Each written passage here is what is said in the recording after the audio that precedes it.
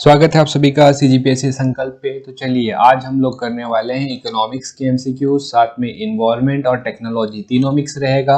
लेकिन ये एमसीक्यूज जो हैं ये भी आपके बहुत इंपॉर्टेंट है, वीडियो को अंत तक जरूर दिखेगा।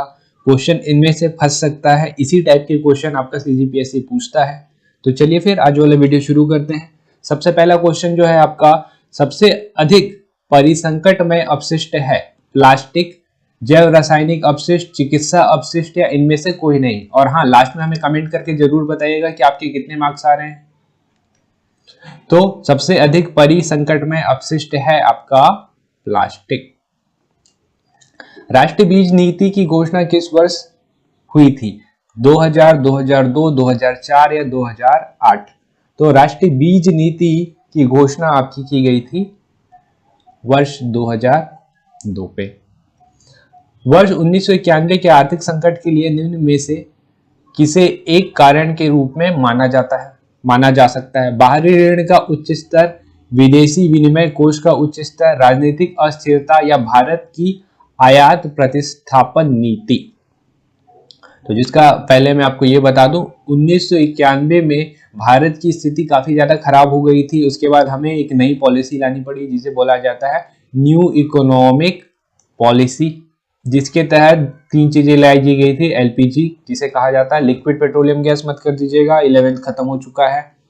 एल से होता है लिबरलाइजेशन, पी से होता है प्राइवेटाइजेशन और जी से होता है ग्लोबलाइजेशन। प्राइवेट करो, बहुत सारी चीजों को प्राइवेट किया गया, ठीक है। ग्लोबलाइजेशन खोला गया, मार्केट खोला गया ताकि बाहर की चीजें भी आ पाए, यहाँ से चीजें बाहर भी जा पाए। लिबरलाइजेशन मतलब बहुत सारी इंडस्ट्रियां काम करती थी तो थोड़ी राहत दी गई कि आप ये कर लीजिए, इस पे छूट मिलेगा, इस पे छूट मिलेगा, ताकि वो ज्यादा बेटर तरीके से काम कर पाए।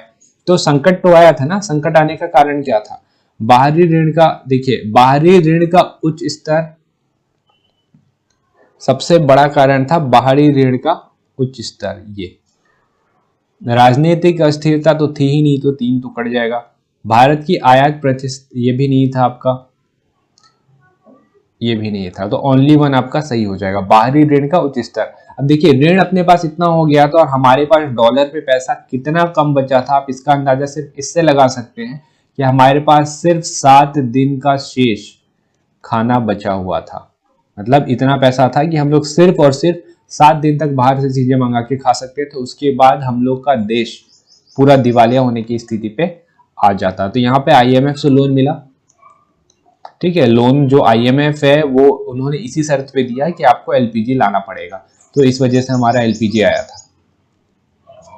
भारत में मिश्रित अर्थव्यवस्था को स्वीकार किया गया संविधान के ढांचे के अंतर्गत, 1948 की औद्योगिक नीति के अंतर्गत, प्रथम पंचवर्षीय योजना के अंतर्गत या इनमें से कोई नहीं। तो इसे अर्थव्यवस्था को स्वीकार किया गया था, संविधान के ढांचे मत कर दीजिएगा, 1948 के औद्योगिक नीति के अंतर्गत। औद्योगिक नीति लिखा है, ध्यान रखिएगा यहाँ पे। प्रथम पंचवर्षीय योजना में तो कृषि पे फोकस किया गया था पूरे तरीके से। दूसरी पंचवर्षीय योजना अगर लिखी होती तो क्वेश्चन आपका कॉन्फ्लिक्ट करता, लेकिन दूसरी पंचवर्षीय योजना तो है ही नहीं। औद्योगिक नीति लिखा हुआ है ना, 1948 का औद्योगिक नीति और 1956 का दूसरा पंचवर्षीय योजना, इसमें पूरे तरीके से जोड़ दिया गया था मिश्रित अर्थव्यवस्था को। एक बंद अर्थव्यवस्था है जिसमें केवल निर्यात का स्थान है, मुद्रा की पूर्ति पूर्णता नियंत्रित होती है, राजकोषीय घाटा का स्थान होता है, ना निर्यात होता है ना ही आयात होता है। तो ये हो जाएगा आपका। हम लोग पहले बंद अर्थव्यवस्था पे थे 1991 से पहले। चालू लेखा खाता कैड क्या है? ये आया था आपका 2017 पे। कैड मतलब क्या होता है? Current account deficit. ऑप्शन देखते हैं। बैंकों में खोले गए चालू लेखा में जमा राशियों से अधिक आहरित राशि, चालू वर्ष में सरकारी राजस्व से अधिक सरकारी व्यय से होने वाला घाटा, देश में कुल निर्यात से कुल आयात अधिक होने वाला घाटा, वस्तु के बाजार मूल्य से लागत मूल्य अधिक होने वाला घाटा। तो इसका जो सही आंसर है वो हो जाएगा आपका ऑप्शन नंबर सी, देश के कुल निर्यात से कुल आयात अधिक होने वाला घाटा। केंद्र सरकार के गैर योजनागत व्यय के अंतर्गत सबसे बड़ा मत क्या है? गैर योजनागत लिखा गया है, इससे ध्यान रखिएगा। रक्षा सब्सिडी, ब्याज भुगतान या पेंशन। तो गैर योजनागत में जो सबसे ज्यादा व्यय हो जाता है अपना हो जाता है ब्याज भुगतान पे। आरबीआई का राष्ट्रीयकरण कब हुआ? 1935, 47, 49 या 55? तो आरबीआई बना था आपका 1934 के एक्ट आया था और 1935 में ये बन के तैयार हुआ। 1 अप्रैल 1935 में ये तैयार हुआ। ठीक है, 34 का एक्ट था, 35 में तैयार हुआ और इसका 1949 में राष्ट्रीयकरण कर दिया गया। भारतीय रिजर्व बैंक की स्थापना किस वर्ष में हुई थी? अभी बताया मैंने, एक्ट आया और बना किसमें? 1935 में। अच्छा, कमीशन का नाम क्या था? कमीशन का नाम था हिल्टन यंग कमीशन, ध्यान रखिएगा इसे भी। छत्तीसगढ़ में कौशल विकास योजना किस वर्ष से लागू हुआ? 2013, 14, 15 या 16? तो ये लागू हुआ था आपका 2013 से, कौशल विकास योजना। भूरी क्रांति संबंधित है जूट के उत्पादन से, खाद के उत्पादन से, आलू के उत्पादन से या मछली के उत्पादन से? मछली के उत्पादन को तो ब्लू रेवोल्यूशन कहा जाता है, नीली क्रांति। तो भूरी क्रांति संबंधित है, खाद से होना चाहिए क्या आपका? भूरी क्रांति जूट के उत्पादन, इसे एक बार चेक कर लीजिएगा। भूरी क्रांति जो है खाद होना चाहिए, ठीक है, इसे एक बार चेक कर लीजिएगा, ए या बी आंसर होना चाहिए इसका। 61, क्वेश्चन नंबर 61। बेटी बचाओ बेटी पढ़ाओ योजना 22 जनवरी 2015 को कहां से शुरू की गई थी? राजस्थान, आंध्र प्रदेश, हरियाणा या उड़ीसा? तो ये शुरू किया गया था उस जगह से जहां पे बेटियों की स्थिति इन 4 राज्यों के कंपेयर पे थोड़ी ज्यादा कमजोर है, हरियाणा। भारत में हरित क्रांति का जनक किसे माना जाता है? Norman Borlaug, MS Swaminathan, GS Thomson या आर रेड्डी? ये थे आपके एमएस स्वामीनाथन, ठीक है, यहाँ पे भारत में, और विश्व में थे आपके नॉर्मन बोरलॉग। एमएस स्वामीनाथन ने कौन सा फसल हरित क्रांति के तहत, किस फसल को सबसे ज्यादा बढ़ावा दिया गया था? हमें कमेंट करके बताइएगा कौन सा फसल था। भारत में योजना से संबंधित सबसे पहला विचार प्रस्तुत करने का श्रेय जाता है जवाहरलाल नेहरू, एम विश्ववर्या, मुंबई के उद्योगपतियों को या ओम नारायण? तो ये थे आपके एम विश्ववर्या। भारत में मुद्रास्फीति ज्ञात करने के लिए किसका प्रयोग किया जाता है? उपभोक्ता मूल्य सूचकांक, उत्पादन मूल्य सूचकांक, थोक मूल्य सूचकांक या इनमें से कोई नहीं? तो उपभोक्ता, इसे कहते हैं CPI, consumer price index number, थोक इसे बोलते हैं WPI, wholesaler price index number. तो इसमें किसका इस्तेमाल किया जाता है? इसमें इस्तेमाल किया जाता है आपका option number C, wholesaler price index, यानी कि थोक मूल्य सूचकांक। मुद्रास्फीति मतलब इन्फ्लेशन। इन्फ्लेशन का क्या अर्थ होता है? आपका परचेसिंग पावर, मान लीजिए 10 रुपए है ना, 10 रुपए में आप 10 रुपए का सामान ही खरीद सकते हैं, लेकिन आपका परचेसिंग पावर गिर जाएगा, आप 10 रुपए में आप 8 रुपए का सामान खरीद पाएंगे, इसे कहते हैं इन्फ्लेशन। ठीक है, आपका जो वैल्यू रहेगा पैसे का वैल्यू घट जाना। और ठीक है, 2 से 4% का इन्फ्लेशन किसी भी इकोनॉमी के लिए अच्छा रहता है, इससे ज्यादा जा रहा है तो नुकसान, इससे कम जा रहा है तो नुकसान। मानव विकास सूचकांक मापने का आधार नहीं है। मानव विकास सूचकांक स्वास्थ्य, गरीबी, शिक्षा या जीवन स्तर। मानव विकास सूचकांक इसे कहते हैं एचडीआई। हमने किया था ना करंट अफेयर पे, 131 नंबर पे है भारत। ठीक है, इसे लेके कौन आया? United Nation Development Programme, United Nation Development Programme UNDP, इसे लेके आया हुआ है नापने के लिए। तो क्या क्या आता है इसके अंदर? इसके अंदर आता है आपको, इंग्लिश में देखें हम लोग तो standard of living, life expectancy और एजुकेशन, जीवन स्तर हो गया, शिक्षा हो गया, स्टैंडर्ड ऑफ लिविंग, स्वास्थ्य उसी के अंदर आएगा, तो गरीबी नहीं आता, ये आपका आंसर हो जाएगा। गरीबी आधार नहीं है, गरीबी नहीं है इसका आधार। लॉरेंज कर्व इनमें से क्या मापन करता है? इससे आपका क्वेश्चन आया है 2018 में, लॉरेंज कर्व और फिलिप कर्व, इसे अच्छे से समझिएगा।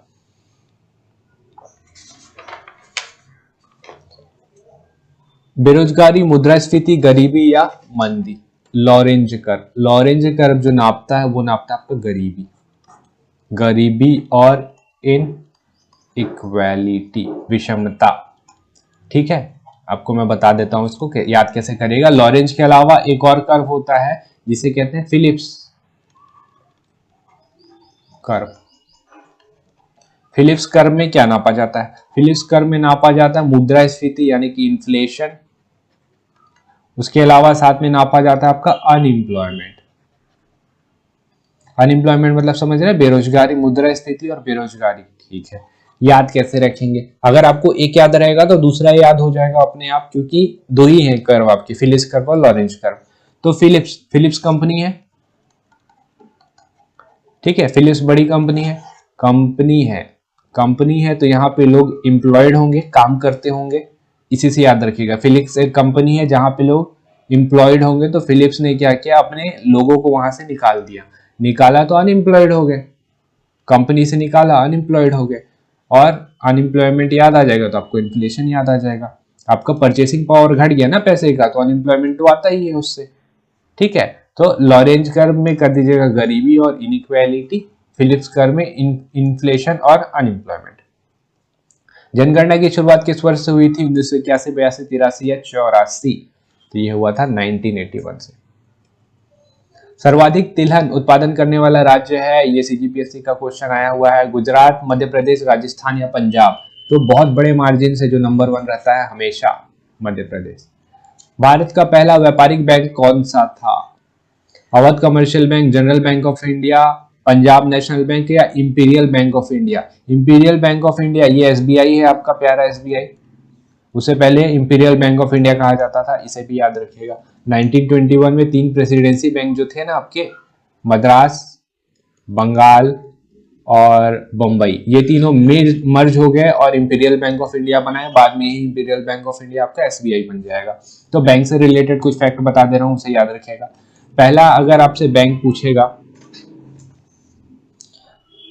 पहला कमर्शियल बैंक पूछेगा, ठीक है, पहला कमर्शियल बैंक, तो क्या है, पहला कमर्शियल बैंक करेगा बैंक ऑफ हिंदुस्तान, ठीक। अब पूछेगा आपसे पहला व्यापारिक बैंक, पहला व्यापारिक बैंक कौन सा था? ठीक है, बैंक ऑफ इंडिया, ठीक तो है, ठीक है।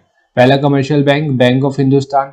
और फिर आपसे पूछेगा पहला कंप्लीटली इंडियन बैंक, ये पूरे तरीके से कंप्लीटली नहीं था, पहला कंप्लीटली इंडियन बैंक करिएगा पंजाब नेशनल बैंक। जी हाँ, बहुत पुराना है आपका पंजाब नेशनल बैंक, ये आपका 1894 का। और बैंक ऑफ हिंदुस्तान आपका कब का है? ये है आपका 1770 का, बहुत पुराना है, ठीक है। तो आते हैं, भारत का पहला व्यापारिक बैंक कौन सा था? Awadh commercial, general bank of India, bank of India और बैंक ऑफ हिंदुस्तान एक ही होता है ना, ये इसका सही आंसर हो जाएगा। पंजाब नेशनल बैंक, ये तो आपका पहला कंप्लीटली इंडियन था, इंपीरियल के बारे में हमने देख ही लिया। अवध वाला जो बैंक, इसके बारे में कुछ नहीं पता है। भारत में पूर्ण रूप से पहला भारतीय बैंक हमने देखा, bank of Hindustan, Awadh commercial, Punjab national या भारतीय state bank? Punjab national bank. इनमें से कौन अप्रत्यक्ष कर है? संपत्ति कर, माल एवं सेवा कर, आयकर या वाणिज्य कर? यही है ना, जीएसटी, माल एवं सेवा कर। इनमें से क्या राष्ट्रीय आय के अंदर शामिल नहीं होता? मुद्रा, अंतिम वस्तु और सेवाएं, घरेलू कार्य या स्वास्थ्य? तो राष्ट्रीय आय का आकलन कौन करता है? सबसे पहले तो ये जान लीजिए, राष्ट्रीय आय को जो नापता है वो आपका सीएसओ, सेंट्रल स्टैटिस्टिकल ऑर्गेनाइजेशन। हम लोग बनाते हैं स्टैटिस्टिकल डे, हमारे जो थे पीएल महालनोबिस, उनके बर्थ डेट पे, क्या आप बता सकते हैं कि उनका बर्थ डेट कब आता है? नेशनल स्टैटिस्टिकल डे उसी दिन मनाया जाता है, ठीक है। तो इसका पहले देख लेते हैं, मुद्रा, अंतिम वस्तु, घरेलू कार्य या स्वास्थ्य, ये नहीं नापा जाता। घरेलू कार्य जो है आपका राष्ट्रीय आय के अंदर नहीं आता, लेकिन इसे लाने के ऊपर विचार चल रहा है। घरेलू कार्य जो है आपका राष्ट्रीय आय में जुड़ गया, तो हमारा राष्ट्रीय आय देखिएगा कैसे बूस्ट हो जाएगा। घरेलू, यहाँ की जितनी महिलाएं हैं कितना घरेलू कार्य करती हैं, लेकिन वो जो रहता है आपका राष्ट्रीय आय में काउंट ही नहीं होता, ठीक है। इसके अलावा एक चीज और ऑर्गेनाइजेशन है, बता दो उसके बारे में, एनएसएसओ बोलते हैं इसे। ये डेटा कलेक्ट करती है, सेंटर की है, और डेटा कलेक्ट करने का इसका काम है। कौन कौन सी डेटा कलेक्ट करती है? तो आपसे पूछेगा तो डेटा कर दीजिएगा, पॉवर्टी, अनएम्प्लॉयमेंट, ठीक है। इसके अलावा है आपका इनइक्वालिटी, असमता, असमानताएं, और एक है आपका मेल न्यूट्रिशन। तो इस टाइप के डेटा जो है आपका एनएसएसओ कलेक्ट करती है, और राष्ट्रीय आय का आकलन करती है सीएसओ। दोनों पॉइंट को याद रखिएगा, इससे क्वेश्चन पूछता है। इनमें से कौन सा देश ब्रिक्स का सदस्य नहीं है? तो ब्रिक्स का सदस्य ये देखिए, बी से ब्राजील, आर से रशिया, आई से इंडिया, सी से चाइना और एस से south Africa. Brazil, Russia, China, Indonesia उसका नहीं है। ई व्यापार का क्या अर्थ है? निर्यात व्यापार, यूरोपीय देश से व्यापार, इंटरनेट द्वारा व्यापार या उपरोक्त में से कोई नहीं। इस टाइप के इजी क्वेश्चन आपको जरूर मिलेंगे। इंटरनेट द्वारा व्यापार। भारत में किस राज्य में गरीबी का प्रतिशत सबसे अधिक है? छत्तीसगढ़, बिहार, उड़ीसा और झारखंड। तो कौन सा देश है, कौन सा राज्य है? आपका अपना प्यारा छत्तीसगढ़, ये है आपका। लगभग 39% है गरीबी यहाँ पे। ठीक है, गरीबी यहाँ पे सब 39% है। और मनरेगा में जो काम है वो है कितना? सॉरी, मनरेगा, ठीक है, गरीबी में ये पहले नंबर पे आता है। वर्तमान में भारत की राष्ट्र आय का प्रमुख क्षेत्र कौन सा है? कृषि, सेवा, उद्योग या व्यापार? भारत की राष्ट्र आय पूछा है तो भारत की राष्ट्र आय में सबसे बड़ा योगदान जो रहता है वो रहता है आपका सेवा क्षेत्र का। छत्तीसगढ़ का पूछेगा तो करिएगा उद्योग क्षेत्र। कितना है? 46.19 ही लिख रहा हूँ, 91 गलती से लिखा गया है नोट्स पे, उसे सुधार लीजिएगा। भारत में सिक्के जारी करने के लिए कौन अधिकृत है? भारतीय रिजर्व बैंक, वित्त मंत्रालय, इंडियन ओवरसीज बैंक या भारतीय स्टेट बैंक? इसका सही आंसर हो जाएगा वित्त मंत्रालय। भारत में राष्ट्रीय आय का आकलन कौन करता है? राष्ट्रीय आय वित्त मंत्रालय, भारतीय रिजर्व बैंक, केंद्र सांख्यिकी संगठन या नीति आयोग? ऊपर ही बताया मैंने आपको, केंद्र सांख्यिकी संगठन, CSO। प्रथम पंचवर्षीय योजना में किसे प्राथमिकता दी गई थी? उद्योग को, कृषि को, सिंचाई को या सेवा को? तो प्रथम था ना, भारत आजाद हुआ था और किसान जो थे वो सबसे ज्यादा थे, तो प्रथम वाले में हमने कृषि को दिया और दूसरे वाले में हमने उद्योग को दिया। मैं आपको पंचवर्षीय योजना से रिलेटेड बहुत ही इंपॉर्टेंट फैक्ट बता रहा हूँ, इसे याद रखिएगा, इससे क्वेश्चन पूछता है। सबसे खराब पंचवर्षीय योजना कौन सा था? सबसे खराब पूछेगा तो ये कर दीजिएगा आपका 4th नंबर वाला। ठीक है, अब कौन से कहां तक चला ये आपका जानने के लिए जरूरी नहीं है। सबसे अच्छा कौन सा था? सबसे अच्छा जो था वो था आपका 11th नंबर वाला। अच्छा, कौन सा पंचवर्षीय योजना था जिसमें एग्रीकल्चर का ग्रोथ रेट सबसे ज्यादा था? ये था आपका 8वां नंबर वाला। कौन सा पंचवर्षीय योजना था जिसमें आपका इंडस्ट्री और सर्विस का ग्रोथ रेट सबसे ज्यादा था? ये था आपका 11वां नंबर वाला। कौन सी पंचवर्षीय योजना थी जिसे बीच में ही रोक दिया गया? ये था आपका 5वां। कौन सी पंचवर्षीय योजना थी जिसमें गरीबी हटाओ का नारा दिया गया था? गरीबी हटाओ, ठीक, ये था अभी आपका 5वां, इंदिरा गांधी के समय। तो ये 5 पॉइंट है, याद रखिएगा, क्वेश्चन इधर से आते हैं और बहुत इंपॉर्टेंट है। भारत में सिंचाई का सबसे महत्वपूर्ण साधन है? तालाब, बांध, नहर या कुएं? तालाब तो हो नहीं सकता, बांध भी हो नहीं सकता, नहर ही होगा। बजट एक लेख पत्र है सरकार की मौद्रिक नीति का, सरकार की वाणिज्य नीति का, सरकार की राजकोषीय नीति का या सरकार की मुद्रा बचत नीति का? इसका जो सही आंसर हो जाएगा सी, सरकार की राजकोषीय नीति का। ठीक है, बजट कौन से आर्टिकल में आता है? कमेंट करके बताइएगा नीचे। निम्नलिखित में से कौन सी कृषि प्रक्रिया पर्यावरण संरक्षण सहायक है? अधिक उपज वाली किस्म की खेती, कांच गृह में पौधे उगाना, स्थानांतरित कृषि या जैविक कृषि? तो जैविक कृषि करिए, इससे नुकसान नहीं होता। और प्रथम जैविक राज्य कौन है? सिक्किम।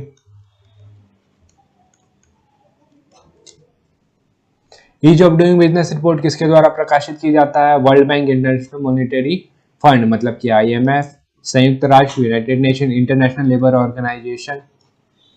आपके हैं ये World Bank. Ease of doing business में पहले नंबर पे कौन है? न्यूजीलैंड। और भारत का स्थान कौन सा है? 63। छत्तीसगढ़ में पहले नंबर पे कौन है? आंध्र प्रदेश स्टेट की बात करें तो। और 6वें नंबर पे कौन है? छत्तीसगढ़। इसे देखा है हमने करंट में। निम्न में कौन सा एक विलुप्त कौन सा एक विलुप्त प्राणी है? डोडो, पिंक हेड डक, इबिस या क्वाल? तो ये जो पिंक हेड डक है ये आपका जम्मू कश्मीर ऊपर साइड पे मिलता है और ये विलुप्त नहीं है लेकिन एंडेंजर्ड है, एकदम खतरे की कगार पे है, खत्म होने वाला है, ये लगभग खत्म होने वाला है। तो आपका जो विलुप्त प्राय है वो आपका डोडो, डोडो पक्षी मिलता था जिसे खत्म कर दिया गया, मतलब बहुत सारी चीजें हुई जिसकी वजह से ये खत्म हो चुके हैं। ठीक है, एक आपने एनिमेटेड फिल्म है उसे देखिएगा आप, आपको समझ में आ जाएगा डोडो कैसा था। एनिमेटेड फिल्म है जिसका नाम है अप, यूपी अप। ठीक, वहां पे डोडो पक्षी दिखाया गया, वैसा दिखता था वो, वैसे आप सर्च करेंगे तो आपको समझ में आ जाएगा। तो डोडो पक्षी मिलता कहाँ था? ये मिलता था आपका मलेशिया में, शायद मलेशिया है या इंडोनेशिया है, ये दोनों में से कोई एक है, मलेशिया है शायद। मैदान में पर्यावरण संतुलन बनाए रखने के लिए न्यूनतम जंगली क्षेत्र होना चाहिए 50, 40, 33 या 25। तो न्यूनतम होना चाहिए आपका 33, याद रखिएगा, बहुत इंपॉर्टेंट है ये। छत्तीसगढ़ में कितना है? 44.21%, 1। अब कुछ लोग पूछ रहे थे कि 3rd नंबर पे है या 4th नंबर पे हैं हम लोग, तो इकोनॉमिक सर्वे के हिसाब से करेंगे तो हम लोग अभी भी 4th नंबर पे हैं। ठीक है, और आपका फॉरेस्ट रिपोर्ट के हिसाब से करेंगे तो उसको आप अच्छे से पढ़ेंगे तो उसमें भी 4th नंबर पे है। लेकिन इस क्वेश्चन पे मत पढ़िएगा, ये वाला क्वेश्चन इसी साल विवाद पे रहा है, हाईकोर्ट तक गया था केस और फटकार भी पड़ी है आयोग को। तो 2-3 साल तक तो सीजीपीएससी ये क्वेश्चन नहीं पूछने वाला। सार्वजनिक क्षेत्र के बैंकों के अध्यक्ष का चयन कौन करता है? बैंक, बोर्ड, ब्यूरो, भारतीय रिजर्व बैंक, केंद्रीय वित्त मंत्रालय, संबंधित बैंक का प्रबंधन। तो इसे करता है बैंक, बोर्ड, ब्यूरो। विश्व का एकमात्र तैरता हुआ राष्ट्रीय उद्यान केबुल लामजाओ कहां पर स्थित है? मिजोरम, नेपाल, भूटान या मणिपुर? तो इसका जो आपका सही आंसर हो जाएगा वो हो जाएगा ऑप्शन नंबर डी, मणिपुर। ऊर्जा के 10% के नियम किसने दिया था? मैंड्रिन, लिंडमैन, अर्नॉल्ड या जीबी विक? तो ये थे आपके लिंडमैन, इन्होंने दिया था 10% वाला रूल। इसके अलावा एक रूल और आता है, सॉरी रूल नहीं आता है, इकोसिस्टम शब्द आता है। इकोसिस्टम शब्द किसने दिया था? ये थे आपके टेंसले। ये अर्नोल्ड जो है, ये इंडस्ट्रियल रेवोल्यूशन जो वर्ड है अर्नोल्ड ने दिया था। ठीक है, उसके WC रोजन लास्ट ईयर क्वेश्चन इनसे पूछा है, ये इन्होंने कौन सा वर्ड दिया था? इन्होंने दिया था बायोडाइवर्सिटी।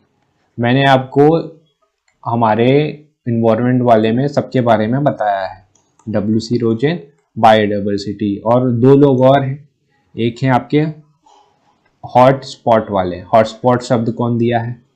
इकोलॉजिकल पिरामिड कौन दिया है? 2-3 लोग हैं, इन्हें भी याद रखिएगा, इनसे क्वेश्चन आता है। इनमें से कौन एक ग्रीन हाउस गैस नहीं है? जल वाष्प, water vapour, nitrate oxide, methane या हीलियम? हीलियम गैस है, ये नहीं है, हीलियम इसका सही आंसर हो जाएगा। जैव विविधता के कम होने का प्रमुख कारण है? आवासीय प्रदूषण, विदेशी प्रजातियों का प्रवेश, अत्यधिक दोहन या आवासीय विनाश? आवासीय विनाश सबसे ज्यादा यही है कारण। भारत में जैव विविधता के ताप स्थल हैं? पूर्व हिमालय व शांत घाटी, पूर्व हिमालय व पश्चिम घाटी, हिमालय व पूर्वी घाटी, पश्चिम हिमालय व सुंदरबन? तो ये आपके ये पूर्व हिमालय व पश्चिम घाटी। अगले क्वेश्चन पे आते हैं। प्रथम पोषक स्तर के अंतर्गत कौन आते हैं? शाकाहारी जंतु, मांसाहारी जंतु, हरित पादप या सर्वभक्षी जंतु? तो इसके अंतर्गत आते हैं आपके शाकाहारी, प्रथम पोषक बोला है ना, तो आपका ये आ जाएगा हरित पादप यानी कि प्लांट्स। ठीक है, इसमें देखिए पोषक कितने प्रकार के, ठीक है, पर्यावरण संरक्षण अधिनियम कब अस्तित्व में आया? 1986, 1990, 1972 या 1983? तो ये अस्तित्व में आया ए, 1986 में, याद रखिएगा इसे। इनमें से कौन राजस्थान का राज्य पक्षी है जो विलुप्त होने की कगार पे है? हिमालयन बटेर, ग्रेट इंडियन बस्टर्ड, डोडो या गुलाबी सर वाला बतख? है ये भी, लेकिन राजस्थान का राज्य पक्षी तो नहीं है, ग्रेट इंडियन बस्टर्ड है वहां का राज्य पक्षी, गिबी बोलते हैं शायद इसे। सोलर पार्कर सोलर प्रोब क्या है? एक सैटेलाइट, एक सुपर कंप्यूटर, अंतरिक्ष यान या ग्रह का नाम? ये आपका टेक्नोलॉजी से क्वेश्चन, ये है आपका एक अंतरिक्ष यान, इंपॉर्टेंट अंतरिक्ष यान क्यों है? क्योंकि ये पार्कर सोलर प्रोब इसे भेजा गया है सूर्य के निकट, कोरोना के पास। वो वाला कोरोना नहीं, ये दूसरा वाला कोरोना, ठीक है। इसमें मतलब सोलर स्ट्रोम जो आता है उसके बारे में पता लगाने के लिए इसे भेजा गया, और वो काफी नजदीक भी पहुंच चुका है अभी तक। भारत का मानव युक्त अंतरिक्ष यान का नाम जो 2022 में छोड़ा जाएगा, मानव युक्त है चंद्रयान 2, गगनयान, आर्यभट्ट या अपोलो 11? का सही आंसर है गगनयान। भारत के पहले सुपर कंप्यूटर का नाम परम, सनवे, समिट, DGX2, तो परम नाम है इनका। दुनिया में पहली हाइड्रोजन ट्रेन कहाँ चली? इसे मैंने बताया आपको, जर्मनी, फ्रांस, स्विट्जरलैंड या कोरिया। ये वाला कोरिया नहीं है ना, छत्तीसगढ़ कोरिया वाला, जर्मनी। हाल ही में सेना को पूर्ण रूप से स्वदेशी निर्मित तोप मिली है, इसका नाम क्या है? बाण, धनुष, बोफर्स या ब्रह्मोस? तो ये है आपका धनुष। यहाँ पे आपके क्वेश्चन खत्म होते हैं टॉप 50। उम्मीद है आपको वीडियो पसंद आया होगा, लाइक जरूर करिएगा इसे, चैनल को सब्सक्राइब कर लीजिए अगर आप नए हैं तो, और पसंद आया है तो वीडियो को शेयर करिए अपने दोस्तों के साथ। और भी वीडियो आएंगे, तो चलिए फिर मिलते हैं और इंटरेस्टिंग वीडियो के साथ। तब तक के लिए आपका बहुत बहुत थैंक यू।